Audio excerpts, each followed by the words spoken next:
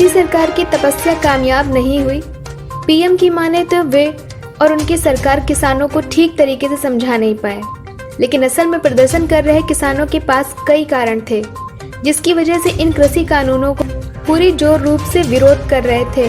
अब जब ये कानून वापस लेने का फैसला हो ही गया है, तब इन कानूनों को उन पहलू पर भी नजर डाल ली जाए जिनको लेकर बवाल काटा जा रहा था। केंद्रीय कृषि मंत्री नरेंद्र सिंह तोमर ने कृषि कानून के वापस लेने के फैसले के बाद कहा, पीएम संसद से पास हुए 3 बिल लाए थे, इनसे किसानों का फायदा होता। इस कानून को लाने के पीछे किसानों के जीवन में क्रांतिकारी बदलाव लाने की पीएम की स्पष्ट मंशा थी, लेकिन मुझे दुख है कि हम देश के किसानों को इस नए कानून का लाभ बताने में विफल रहे। प्रधानमंत्री जी की साफ नियत थी कि किसानों के जीवन में क्रांतिकारी बदलाव आए, लेकिन मुझे दुख है कि इन कानूनों का लाभ हम देश के कुछ किसानों को समझाने में सफल नहीं हो पाए। मैं इस अवसर पर उन लोगों को भी धन्यवाद देना चाहता हूं, जिन्होंने हमारे साथ मिलकर कृषि अर्थशास्त्रियों ने, वैज्ञानिकों ने, किसान संगठनों ने इन लाभों को समझाने की कोशिश की। मैं निश्चित रूप से उनका बहुत आभारी हूं।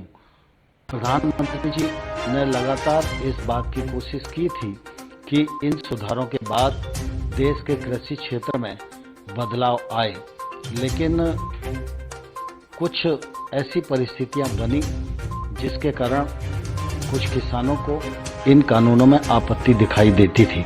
यद्यप तर्क के साथ हम लोगों ने चर्चा का रास्ता अपनाया, उनको समझाने की कोशिश की, लेकिन फिर भी हम सफल नहीं हुए।